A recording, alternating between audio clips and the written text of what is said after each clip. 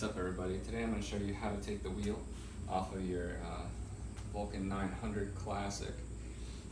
Now, I know that I already got it off, but if you just reverse engineer it, you should be fine. We're going to start with the disc brake on the disc side. We're going to take our locking mechanism, lift the tire up and feed it through.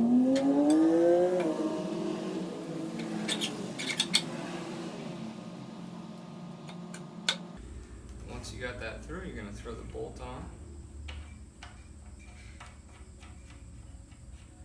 and just snug it down.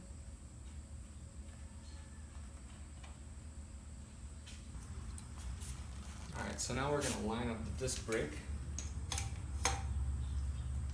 the two holes on the other side, feed our bolts through. We're going to tighten these down with a 12 millimeter.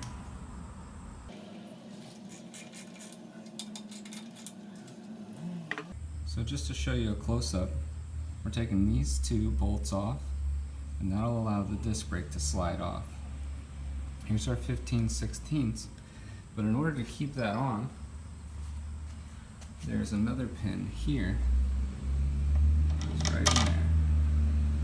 And this is just tightened down with an Allen wrench. When you go to tighten down this here, you want to make sure you feed something in there so it doesn't rotate. Okay, so let's move on to the significantly larger rear tire, much more complicated. It is belt driven, so we'll start by putting this belt drive and feeding onto here, and then we're going to tighten down the bolts with a 14 millimeter.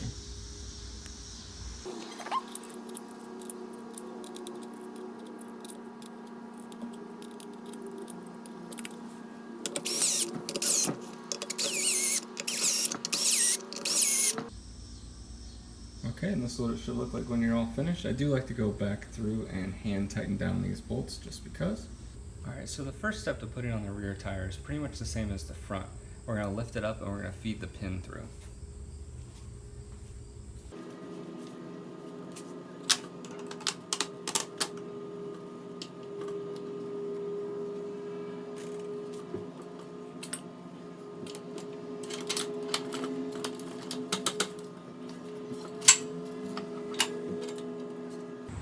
Okay, so I had to lower the bike so that I could get the belt on the feed and then slide this rod in here.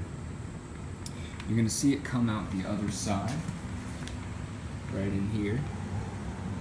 And what you want to make sure is that you got your fixture plate for your disc to attach to in between the tire and the frame where this comes out. Now we're going to tighten this down, and we'll grab our little cotter pin and we're going to slide that into whichever holes are available, and then show you what that looks like. Now that we got the attachment for the brake on and the cotter pin in, we know that's not going anywhere. So we need to get the wheels lined up so that the tension on the belt is correct. Now when I went to take this off the first time, I marked it with a little metallic Sharpie right here on this notch, so I know that this needs to line up with this for the tension to be correct. We have a 17 millimeter bolt here and then a 14 behind it. So what we're going to do is we're going to snug that up,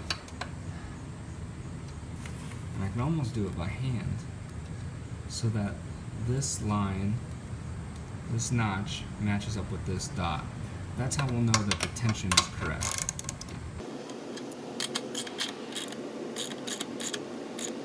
And then we'll fasten this down just to make sure it doesn't go anywhere.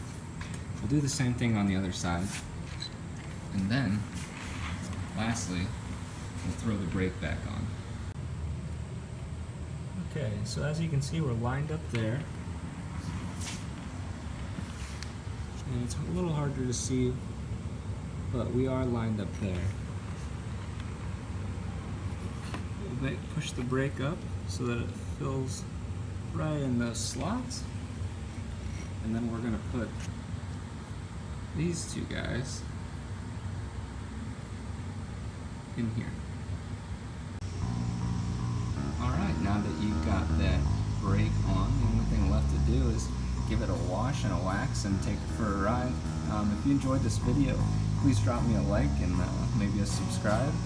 If you have any questions, please hit me up in the comment section below, and have a great day.